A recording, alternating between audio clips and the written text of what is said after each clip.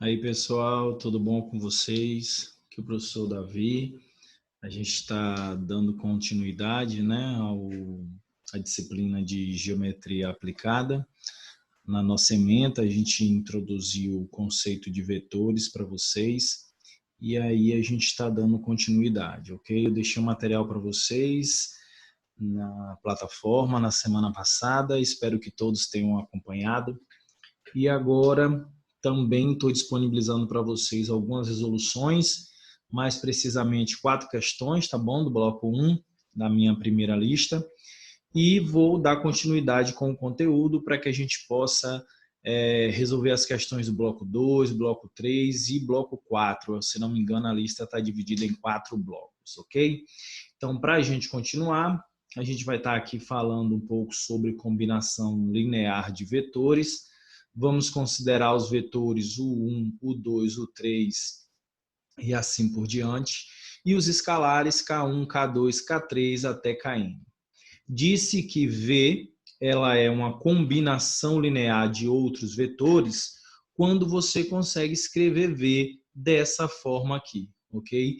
Então, se você tem um vetor que você pode escrever esse vetor nessa formação, com essa forma, ou seja, podendo escrevê-lo como combinação de outros vetores, você tem aqui uma combinação linear de vetores, ok?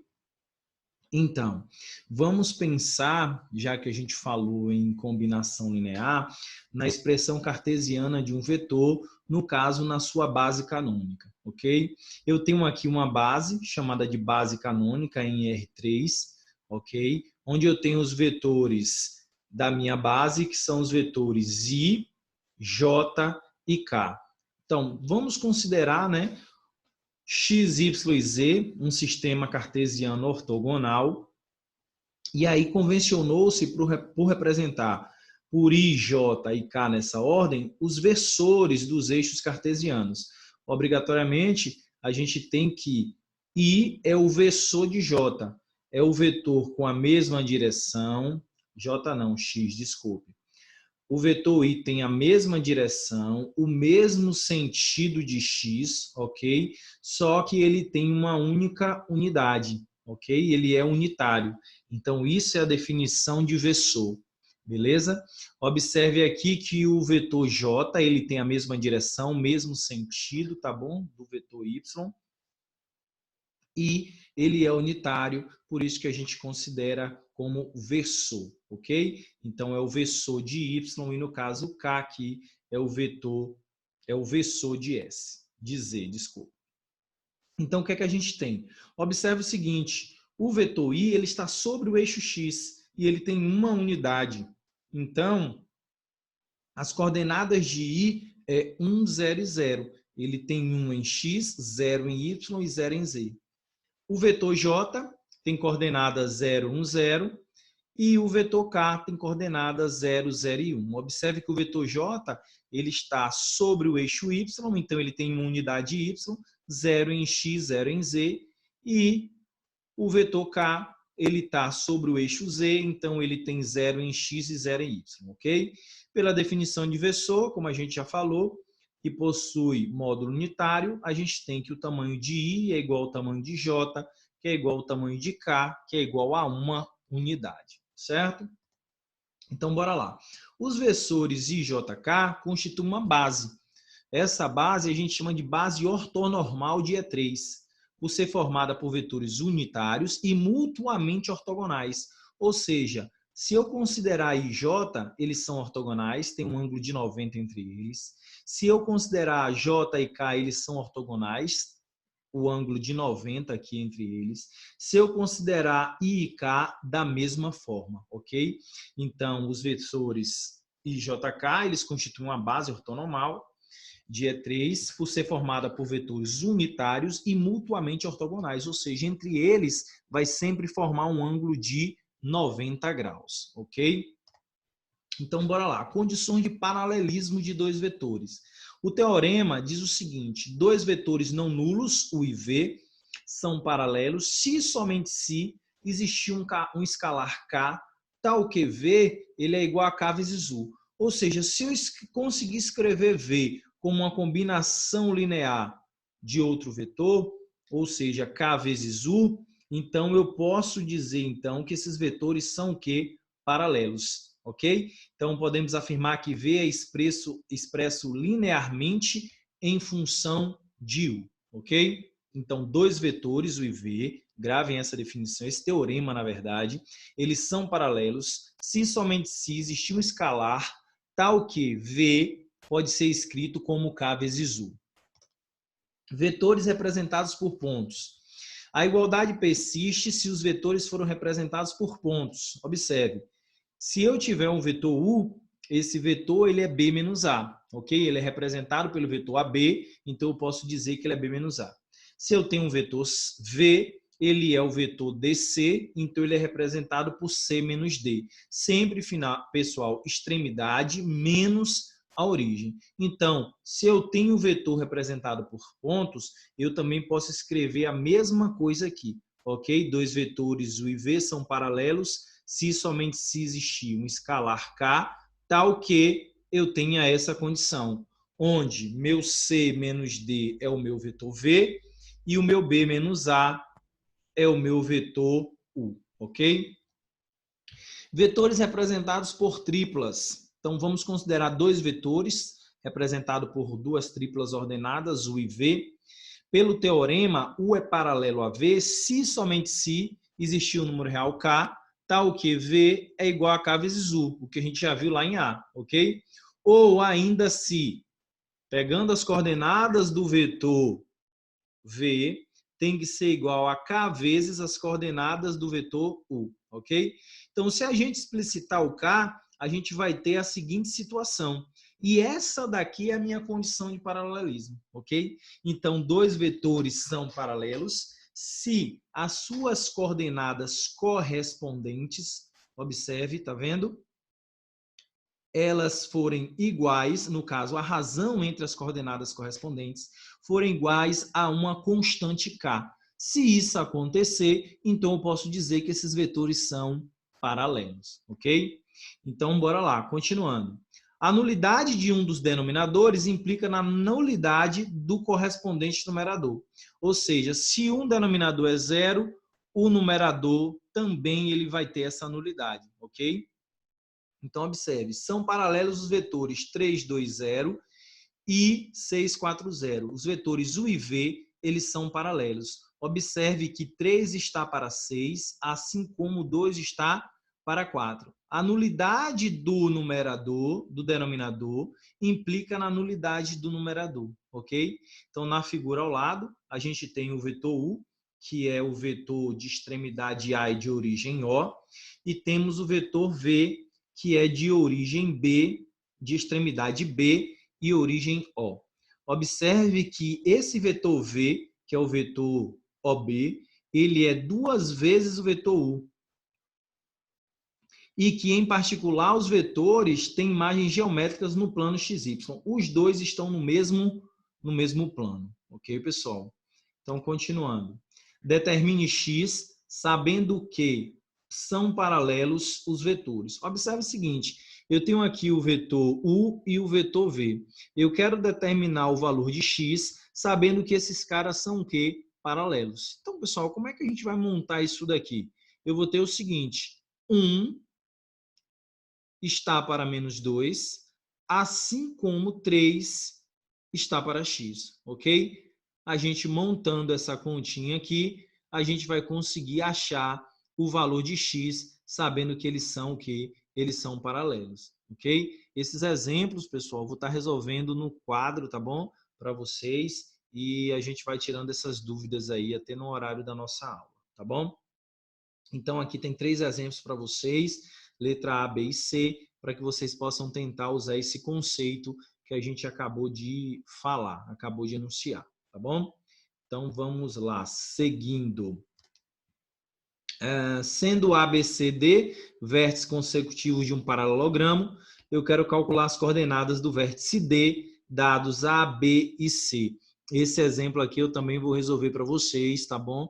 No quadro e vai vir após essa nossa aula aqui, beleza? Também dá para resolver usando esse conceito de paralelismo, dados dois vetores, se eles são paralelos, né, as coordenadas elas são proporcionais. Observe aqui a definição, a gente tem essa condição de paralelismo, não é isso? x2 está para x1, assim como y2 está para y1, assim como z2 está para z1, e isso é igual a uma constante, beleza?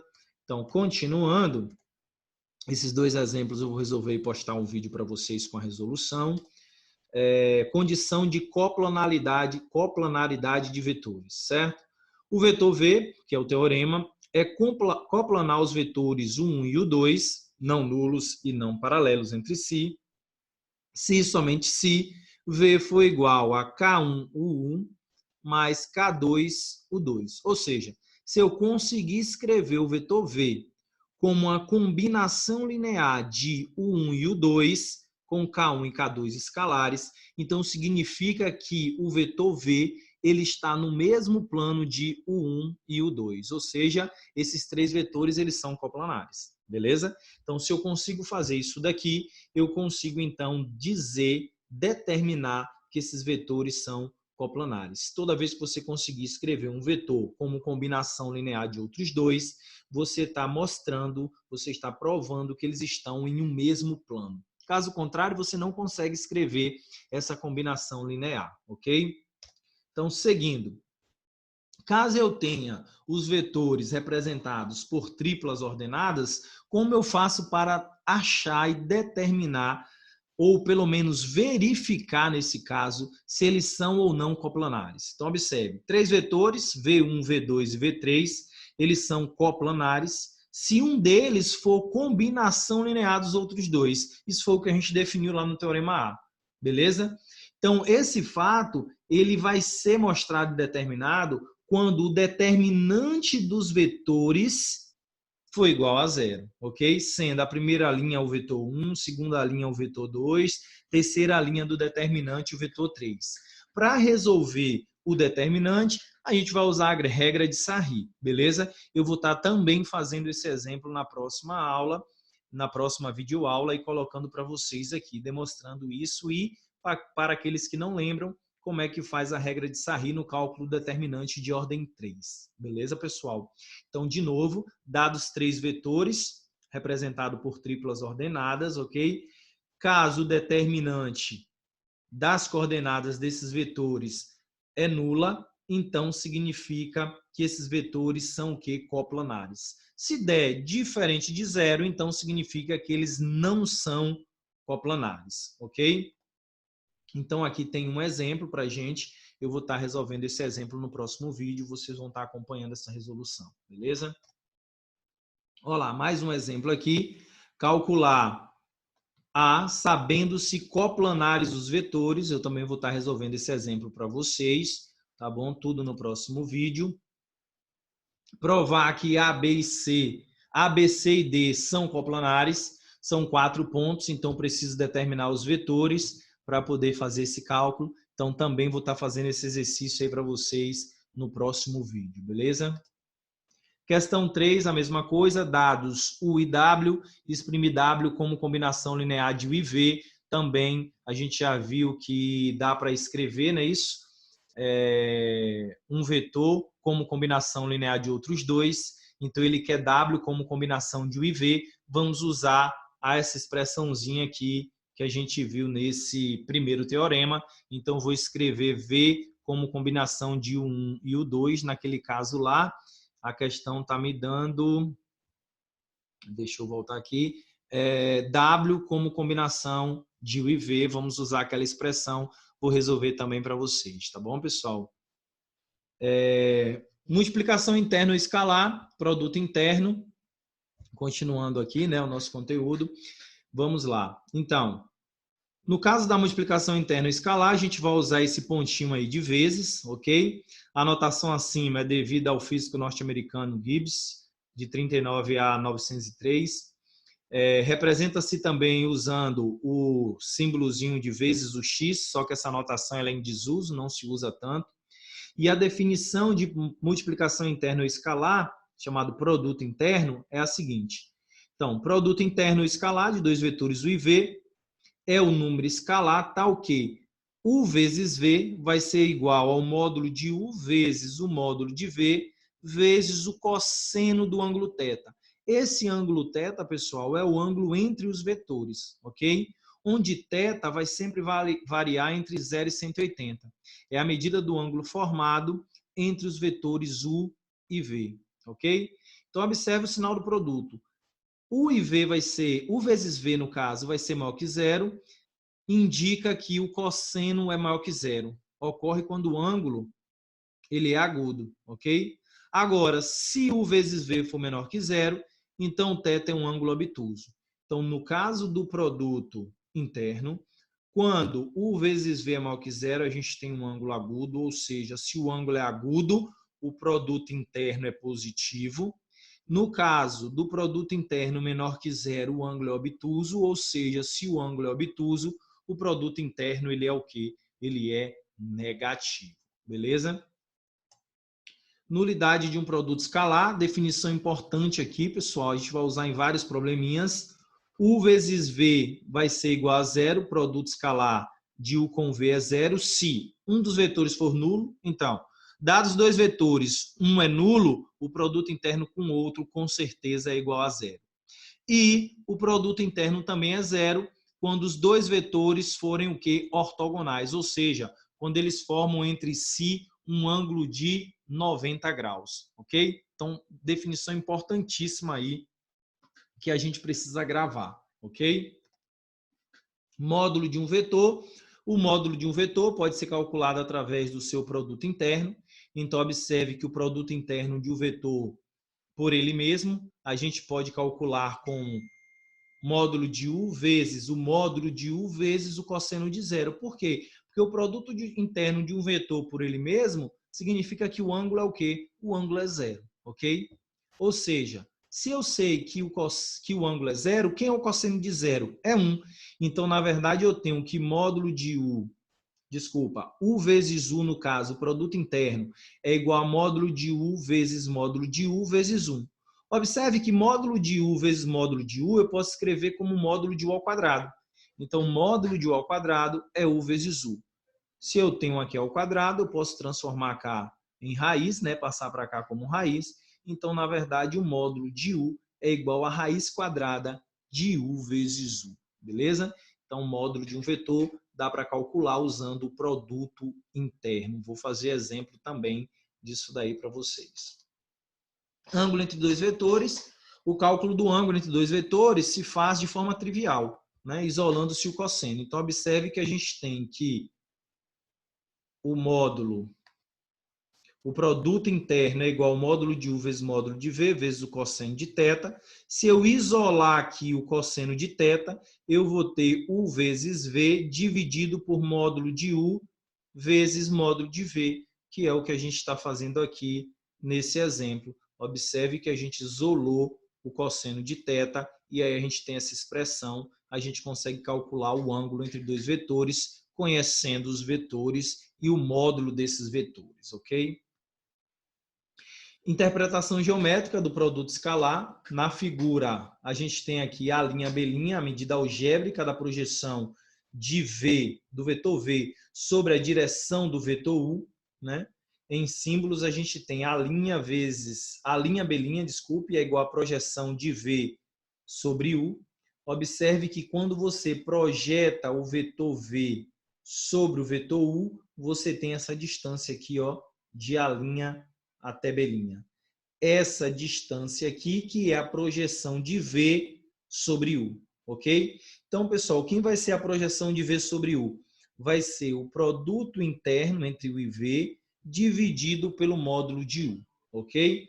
Então, a gente tem que o produto interno entre U e V pode ser escrito como o módulo de U vezes a projeção de V vezes de V sobre U. Se o ângulo entre U e V for agudo, a medida algébrica da projeção será positiva, lógico, como a gente já definiu lá atrás. Se obtuso, ela vai ser negativa, ok? Isso foi visto lá atrás também. Então, tem um exemplo aqui, né? Dados módulo de U igual a 3 e módulo de V igual a 2. Sabendo que o ângulo entre U e V é 60, qual é a medida da projeção de V sobre o vetor U? O que eu quero aqui é esse pedacinho aqui, tá bom? Sabendo que o ângulo entre esses caras é 60 graus. Então, como é que funciona isso daqui? Eu acho que tem uma resolução dessa daqui. Bora tirar aqui, acho que eu tampei essa resolução. Sim, aqui. Tem um sim resolução, deixa eu passar aqui para que vocês possam ver, ok? Deixa eu descer. Aqui, desce, desce. Aqui, ok? Bora apresentar esse slide.